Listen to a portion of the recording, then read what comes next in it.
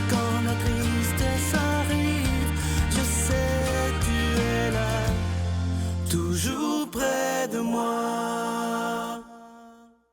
Déjà vendredi, je ne sais pas si vous êtes comme moi, mais mon Dieu que les semaines passent vite. Aujourd'hui, comme on le fait à tous les vendredis, on rejoint notre ami et les psychologues Pierre Faubert.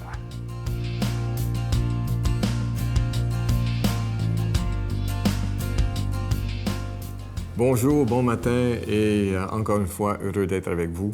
La semaine dernière, j'avais parlé de la porte et du tapis. J'ai pas eu le temps trop de parler du tapis, mais si on regarde ces deux images, la porte, elle est verticale, le tapis, il est horizontal. Alors, ça m'arrive des fois que les gens viennent à mon bureau et puis ils se comportent pas dans mon bureau, mais dans leur vie, selon ce qu'ils ou elles me disent, comme des tapis. Qu'est-ce que ça fait, un tapis? Bien, ça peut être joli, ça peut être très beau, mais on marche dessus. Et combien de fois les gens se font marcher dessus? Et c'est pas agréable de se faire marcher dessus. Hein? Puis il y en a même qui se font piétiner. Et puis, on les voit pas. Hein? Il y a des tapis qu'on ne voit pas. Il y a des tapis qui sont magnifiques. D'ailleurs, il y en a qui sont tellement beaux, on les met sur les murs. Alors, ils ne sont plus à l'horizontale, ils sont au vertical. Mais quand on est un tapis, quand on se laisse faire, eh bien là, à ce moment-là, c'est comme si on n'avait plus de volonté. C'est comme si on n'avait plus d'énergie. On est à plat et on ne bouge pas. Vous voyez? C'est différent. La porte, elle est verticale. On ne peut pas rentrer que si on ouvre la porte. Alors moi, ça me fait penser à dans l'Apocalypse, il y a un superbe texte de Saint Jean, et c'est comme il fait parler Jésus. Qu'est-ce qu'il dit? Il dit, « Moi, tous ceux que j'aime, toujours l'amour. » Ça, c'est une des choses que je trouve terrible. C'est qu'on n'a pas assez compris que l'essentiel de la foi chrétienne, c'est l'amour. Hein? Et puis, on va chercher partout ailleurs. Hein? On va aller partout, là, dans toutes sortes de, je sais pas, techniques, de mécaniques, de toutes sortes d'affaires. Et puis, dans le fond, tout ce dont nous avons besoin, c'est d'aimer et d'être aimé. Alors, qu'est-ce que le texte dit ici? Il dit, « Tous ceux que j'aime, à tous ceux que j'aime. » Il dit, « Voici, je me tiens où? À la porte. Je me tiens à la porte et je frappe. Toc, toc, toc. Si quelqu'un entend ma voix, donc il faut écouter, et ouvre la porte, et ça c'est magnifique, c'est sublime dans ce qui vient après.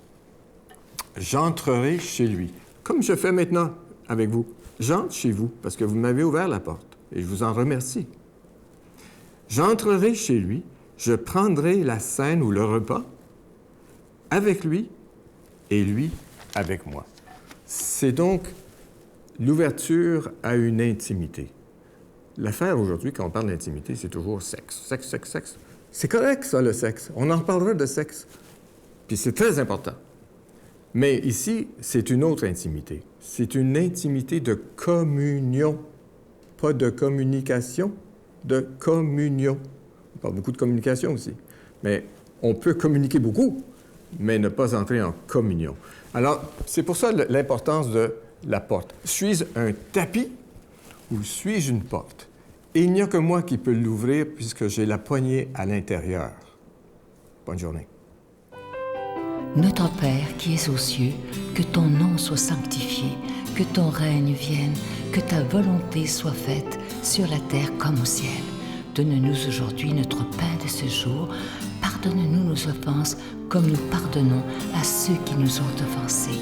Ne nous laisse pas entrer en tentation, mais délivre-nous du mal, car c'est à toi qu'appartient le règne, la puissance et la gloire pour les siècles des siècles. Amen. Mon Père, je m'abandonne à toi. Fais de moi ce qu'il te plaira. Quoi que tu fasses de moi, je te remercie. Je suis prête à tout, j'accepte tout, pourvu que ta volonté se fasse en moi, en toutes les créatures. Je ne désire rien d'autre, mon Dieu. Je remets mon âme entre tes mains. Je te la donne, mon Dieu, avec tout l'amour de mon cœur, parce que je t'aime, et que ce m'est un besoin d'amour de me donner, de me remettre entre tes mains, sans mesure, avec une infinie confiance, car tu es mon Père.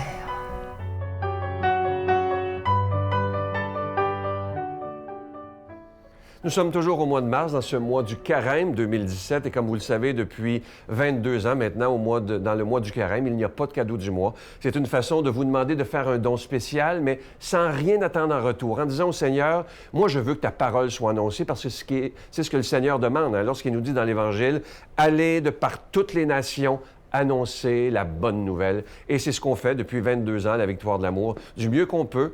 Et on est diffusé, évidemment, sur l'ensemble du réseau TVA, donc dans tout le Canada, une partie des États-Unis, Saint-Pierre-et-Miquelon. Et grâce à la technologie d'Internet, de Facebook, de YouTube, on est maintenant sur la planète en entier. Ça, c'est absolument extraordinaire. Et je suis sûr que si Jésus était avec nous en chair et en os, il se servirait de tous ces moyens modernes pour que sa parole puisse aller à travers toutes les nations, un message de paix bouleversant. Alors, merci de votre don tout à fait spécial du Carême. Je vous donne l'adresse. La Victoire de l'amour, casier postal 120, succursale Boucherville à Boucherville. Le J4B 5E6, je vous la redonne. La Victoire de l'amour, casier postal 120, succursale Boucherville à Boucherville. Le J4B 5E6. Également par téléphone, par carte de crédit, du lundi au vendredi de 8h30 à 16h30 dans le 514-523-4433, 523-4433 ou sans frais, le 1-888-811-9291.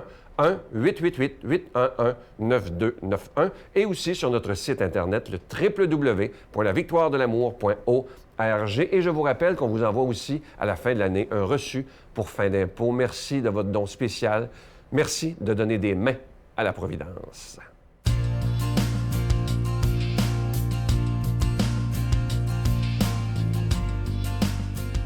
Mon Dieu, donnez-moi la sérénité d'accepter les choses que je ne peux changer, le courage de changer les choses que je peux et la sagesse d'en connaître la différence. Amen. La parole de Dieu aujourd'hui est proclamée par notre ami, l'abbé Éloi Giard.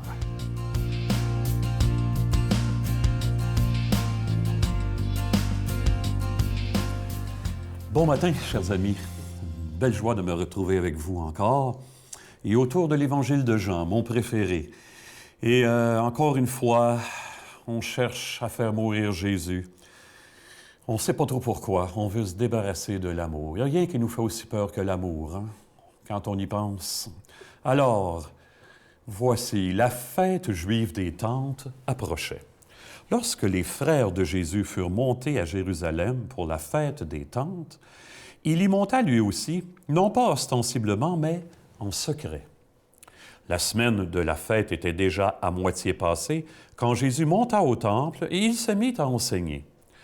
Quelques habitants de Jérusalem disaient alors, « N'est-ce pas lui qu'on cherche à faire mourir? Le voilà qui parle ouvertement et personne ne lui dit rien. » Les chefs du peuple auraient-ils vraiment reconnu que c'est lui le Messie? Mais lui, nous savons d'où il est. Or, lorsque le Messie viendra, personne ne saura d'où il est. Jésus, qui enseignait dans le temple, s'écria, « Vous me connaissez et vous savez d'où je suis. Je ne suis pas venu de moi-même, mais celui qui m'a envoyé dit la vérité, lui que vous ne connaissez pas.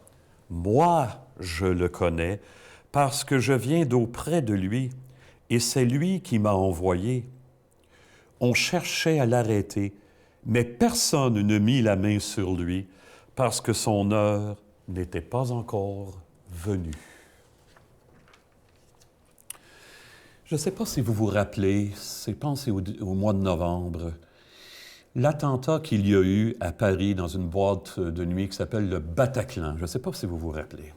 Ça a été terrible. Je pense qu'il y a eu une centaine de morts. C'est une boucherie innommable.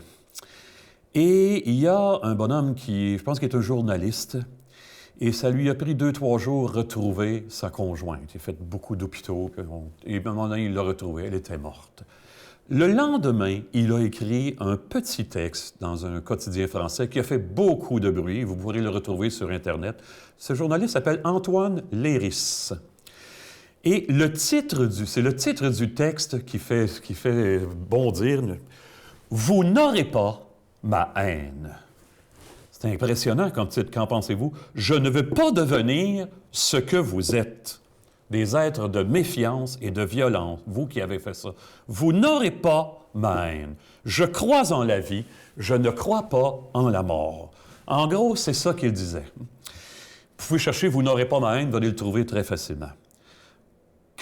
Qu'on le veuille ou pas, pourtant, on sort de l'amour plus souvent qu'on le voudrait. Jésus, lui, est toujours resté dans l'amour pour dénouer les liens qui nous étouffent. Il est prêt à tout donner pour ça. Vous n'aurez pas ma haine. Et Jésus nous dit, moi non plus, et ce qui me permet de dénouer tous les liens, c'est mon lien avec mon Père. Moi, je le connais. Plus loin, il va dire, le Père et moi, nous sommes un. Je vais vous raconter une anecdote savoureuse d'un ancien archevêque de Paris, le bon père Marty, le cardinal Marty. Quand il avait été nommé à Paris, d'habitude, ça venait les archevêques de Paris, ça venait de familles aristocratiques. Et le cardinal Marty, c'était pas vraiment le cas. Il venait de la France un peu plus profonde. Et on l'avait regardé arriver dans les années 60 en sourcillant un peu, là. Mais il avait conquis tout le monde par son intelligence, sa sagesse, sa foi profonde, son jugement, son courage pour dire les choses quand c'était le temps. Il avait l'art de dire les choses. Vous savez, les personnes qui sont comme ça, qui disent là, quelque chose, puis tout le monde dit « Oui, c'est ça, c'est bien ça qu'on pense. » là. Bon. Alors, à un moment donné, quand il a laissé, il était devenu très populaire. Et il s'était retrouvé à une émission style « Tout le monde en parle ». Et vous savez, le présentateur, le présente, puis il lui dit en commençant « Éminence, vous rendez-vous compte? Vous êtes devenu une vedette. Tout le monde s'arrache vos commentaires. On veut vous côtoyer, on veut vous donner la main. Il arrive un événement, les journalistes vous courent. Vous êtes très connu et apprécié en France. Vous rendez-vous compte comment vous êtes devenu une vedette? Et là, le cardinal, avec sa bonhomie, sa profondeur, se retire un peu. Vedette. Vous savez, au ciel, je suis bien mieux connu qu'ici. C'est magnifique. Ça sonnait tellement vrai. Ce qui vient des hommes, c'est quelque chose. Mais je connais, comme dit Jésus dans l'Évangile, autre chose intérieurement, autrement plus solide. Tout le monde avait un petit peu arrêté, s'était senti un peu saisi par cette parole-là. Au ciel, je suis bien mieux connu qu'ici. Il nous disait, le ciel, c'est pas un lieu, là.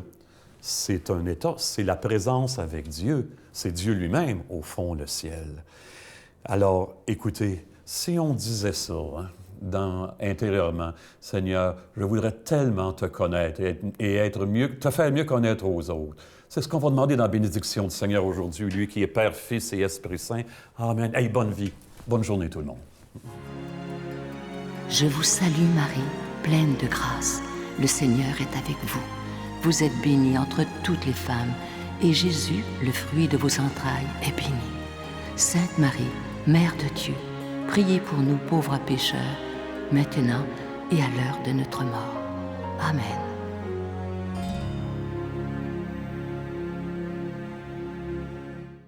À ne pas manquer dimanche, une émission tout à fait spéciale où, avec le Père Yvon Sanson, nous allons aborder un sujet très délicat, l'existence du mal dans notre monde, les exorcismes, les possessions et tout ça. Et lorsqu'on regarde la société actuellement planétaire, est-ce qu'on peut croire que le mal est à l'œuvre parce que ça va vraiment pas bien dans le monde si on se trouve les jeux comme il faut?